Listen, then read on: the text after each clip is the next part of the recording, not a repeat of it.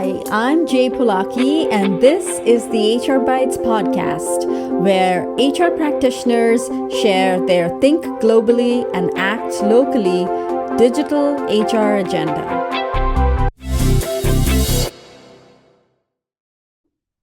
Hi, everyone. Welcome to HRBytes. My guest today is Alena Reva. Welcome to the show, Alena. How are you doing today?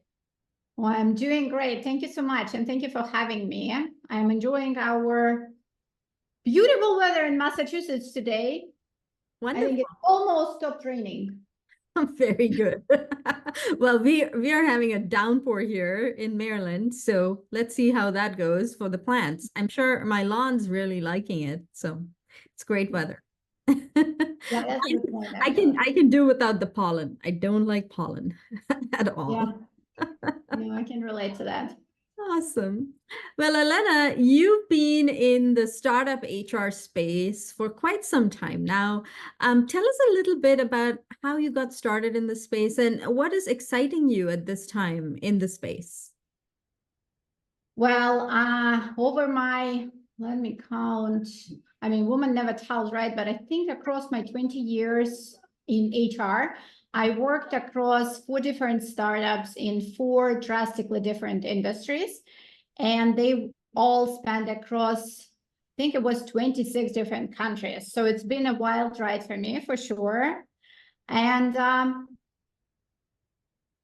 the thing that excites me about startup, it's probably the thing that excites everyone about startup. It's always great to start something from the very beginning and see this thing through growing and making an impact. Absolutely. So all of this automation and AI for the HR function that has caught our collective imagination. And of course, there's a lot of stuff going on the back end as well for all of this technology to be integrated into our function. How do you think we should approach all this? What's been your experience? Well, I mean, of course, it's could be overwhelming, right?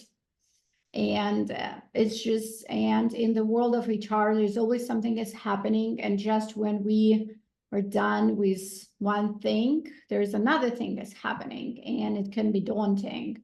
And I think with automation and with AI, the key is focusing on strategy before jumping into tools. And when you are thinking about automation, ask yourself first, what are the specific pain points we are trying to solve?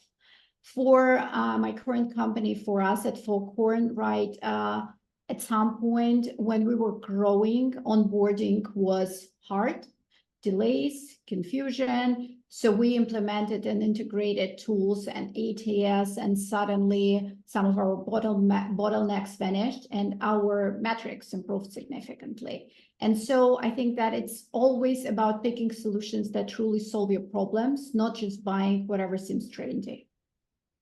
Absolutely. And, all of the big tech CEOs and folks who are behind the Gen AI revolution have been talking about how AI can be or will be smarter than humans in a year or 5 years down the line.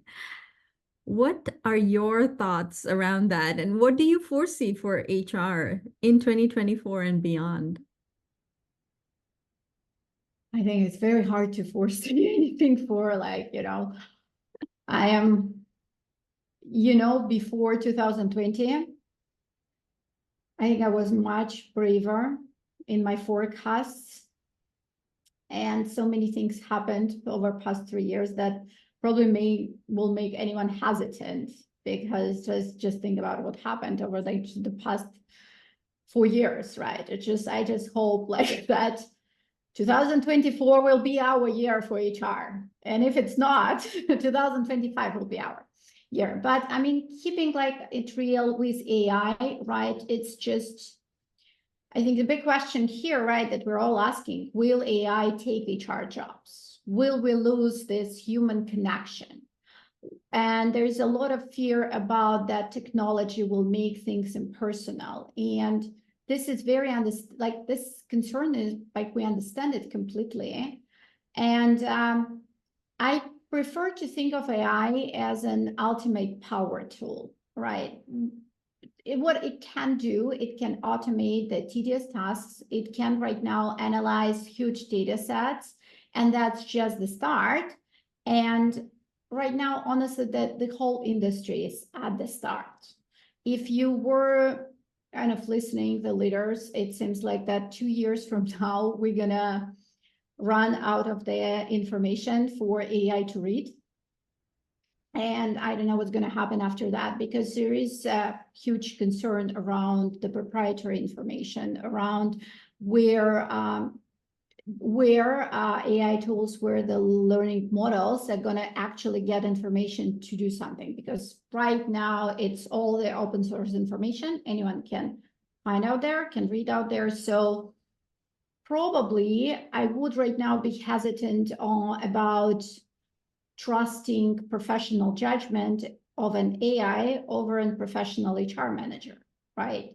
However, that's the real magic that you can use, anyone can use as an HR professional, as a skilled HR professional, is to free up time to use AI for some, for really automating things that, like,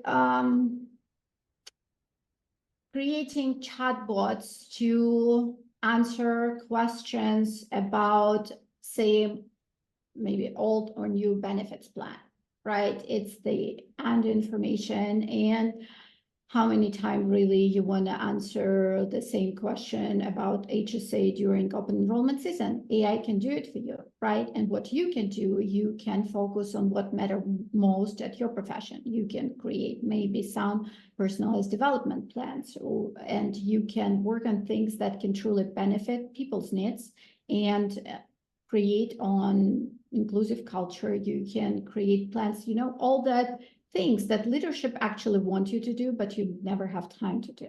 Does it make sense? Yes, absolutely. So that's a great segue to talk about what are you most worried about this year for the HR function in general? And if you had a magic wand, what would be your ideal solution to take over that challenge?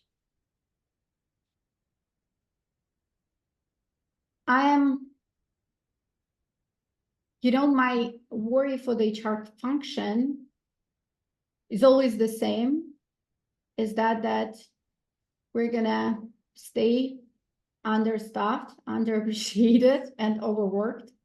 And I think probably many HR people, my HR colleagues can relate to that. And I just, what I hope that if I were to have a magic wand, it's a really great question. So I would actually do so many things. Okay. So I think when we speak about the aspirations, and I would probably focus on addressing the skills gap. We talk often about tools, but we do not talk enough about whether our HR teams are ready to use those tools well. And if it was a magic wand situation, I'd love to see companies, I'd love to see leaders investing heavily in upskilling their existing HR folks, marrying the technical know-hows with strategic HR mindset. I think that we need more of data wizards, but we need data wizards who truly understand the people side of equation. And maybe I am being biased as an HR professional myself, and I have computer engineering education. And I think that understanding the people side of things is much harder to learn than to learn data skills and computer engineering. That's just me. And I would really want to see more investments into teaching people in HR on how to do that, how to use tools better. Thank you. So along those lines, what's one piece of advice you have for our HR colleagues who are looking to adopt or learn new technology? I would recommend to start small. And my piece of advice would be like, start small, but think big. If you want to dive into automation, if you are fascinated by what AI can bring to the business, choose one high impact project as a pilot, involve your team from the beginning, offer excellent education, and show everyone how this tech will ultimately make the work easier and more rewarding. And then you will create the buy-in and you will create the tech-empowered HR function. And from that point, you will be able to sell bigger ideas and you will be able, to go really further where you want to go. Absolutely. So that brings us to the funner part of today's conversation, which is our question connection section, where we ask you a round of rapid fire questions and our audience gets to connect with you better. Ready? Oh gosh, no. All right. Well, no one is ready for this, so we'll just start. Okay. That's reassuring. Okay. Who's one person you've gained in your network in the HR tech space that you would like everyone to connect with, learn more about? In the HR tech space. I would recommend you to everyone. Oh my If that's okay. Yeah. I think I've been signed up to your podcast and I think we've been connected for a couple years now. I Yes. think I've been always reading HR Geckos, and I think that the way your team and you present the information on everything technology about HR is almost perfect, maybe, and it's always amazing. Yeah, and I would recommend your podcast and I've been working in technology companies and I'm not being like flattering and it's not because I'm just completely right now, just my mind is blocked and I cannot think of anything. Not because of that. I used to work for technology companies. I have a lot of technology experts in my network. And I think that it's easy to find anyone who can speak about technology. It's much harder to find someone who understands the profession that needs that technology and speaks about the profession and the function first. Well, thank you so much. I'll let my team know before this is published that you are one of our biggest fans. So we'll send you a sticker. Yeah, okay. What song would you add to an HR playlist that we are curating on Spotify?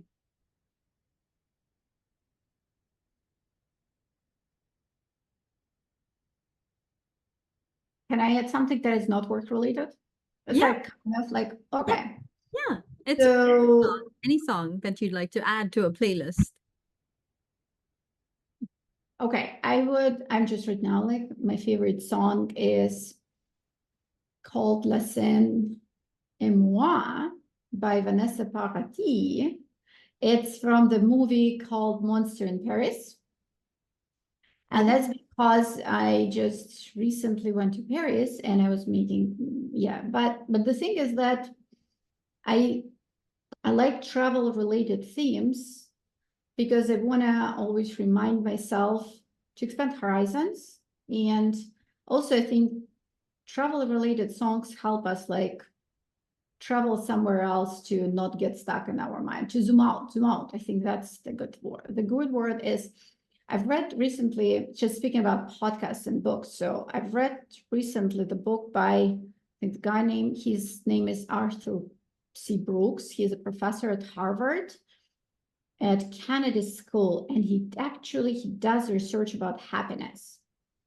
And so he says that the thing about happiness, the most important thing is being able to zoom out from out of yourself, from out of your like personal things, from out of your work. And I think, and that's why I like geographical songs because they help me to zoom out from things that I'm in right now, like, and to see the bigger picture and to see that the world is actually beautiful despite everything. And it just makes me feel happier. Well, that's a great perspective. I love it. Thank you for sharing that.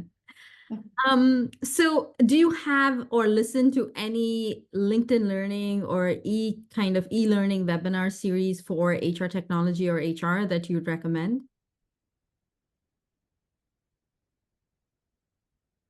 I haven't listened to anything about HR technology for a while, but maybe I just, if someone can send me something, I would be happy to hear, because I'm just listening about technology in general. So because I think that things just generally in technology, they happens like, here is the technology, and then they go through adaptation of technology, and they start typically, this is how we use the technology, typically sales, generate revenue, and there's like this, and 2 years later, we use the technology for HR. So it's typically a little bit late for everything related to HR. So I prefer just to listen about the technology right off the bat. And so I would recommend right now, AI is a big thing, right? And well, it's a buzzword. I would maybe call it like this. And I would recommend to read some books about AI and its applications. And just right now, nothing comes to mind. And on LinkedIn and Learning, on LinkedIn and Learning, I recently took a lot of classes on data visualization. I don't know if it's relevant. On e-learning, also, yeah, I'm like on e-learning. I use e-learning right now to learn how to cook. I also don't know if it's relevant. I'm like, there is like this, I subscribe to Yes Chef, and I'm right now learning how to cook contornis like an Italian chef, but it's also not very relevant to HR technology. Well, a well-fed body and mind is important for Yeah. HR tech. So there you go. That's the relation. So how do you, like working these days? Do you like working physically in an office location? You like the hybrid, or do you like to work fully remote? I like the hybrid. Mm. I cannot. So one thing that I learned about myself during COVID is that I cannot be fully remote. I remember when I stepped back to the office, gosh, I miss days when my home was just my home. I realized at that point how much I hated this merge between my home and my work that I had, because my home was always my abode. And during COVID, I just couldn't like get out, out of my office space whenever I was. So, and right now I am working hybrid. And so when I need to do a focus work, when I need to really, really be in a quiet setting and do analytical work, I prefer to be at home. But office gives me energy. It gives me ideas. It gives me people connection, and it just gives me love. I've recently heard this interesting thought that when we think about physical health, right, we know that we need to go to the gym at some point. I mean, there is, of course, healthcare, but in order to maintain your body, to maintain your muscles, to maintain your physical health, you need to go to the gym, or maybe like not to the gym, but you need to exercise. And when we think about mental health, we do not think that we need to exercise our mental health as well. And the way to exercise your mental health is through talking to people, through connecting to people, through communicating with them. And I honestly think that this introduction of social media into our lives over past 20 years, it just kind of taught us didn't really teach us anything. Honestly, I think it's just almost like, I don't know, I want to call it a cancer. It created some connections, but it made us lose the real connection. And it actually made our mental health muscles weaker, because we do not practice that mental health connection, that kind of, I don't know if you could call it like mental, like psychological connection to people. And that's why our mental health is probably one of the reasons why our mental health is on decline. And for me, also going out, talking to people that are not just my family, right? And just connecting to people who are not outside of my circle and getting to know them better and seeing how they do their work and getting inspired by them. It's also my way of taking care of my mental health. Absolutely. I mean, mental well-being is so crucial. I mean, it's more important than physical well-being, if you ask me, because without that, wellness mindset, we're not going to be able to tackle any of our physical activities either. Think about it. If you're really like sad and sore and don't want to get off the couch, you're not going to be able to go exercise. And that, even if you forced yourself, that exercise is not going to do any good for you, because you're really literally forcing your body to do something it doesn't want to do, that your mind doesn't want to do, right? So there's that mind-body connection that's not in sync. So thank you for sharing that. That's a great perspective on why a hybrid work situation works better for you. So thank you, Alena, for being here on today's show. If our audience wanted to reach out to learn more and share and grow with you, what's the best way for them to connect with you? Oh, they can reach out to me on LinkedIn. I am always accepting invites. I'm very inclusive to absolutely anyone. Yeah, I think that's the best way. Wonderful. We'll link your LinkedIn account in the show notes so they can connect with you as Yeah. well. So thank you, everyone, for listening in and tuning in today. And thank you, Alena, for sharing your wonderful insights with all of us. I learned a lot, and I'm sure our audience today took away a lot of great insights. So thank you for being here. I really appreciate it. Thank you. Thank you for having me. Listen on your favorite podcast channels and watch us on YouTube. Follow us on social. We are on LinkedIn, X, Instagram, Facebook, and Threads. Join our budding community on LinkedIn and Facebook. Ask, answer,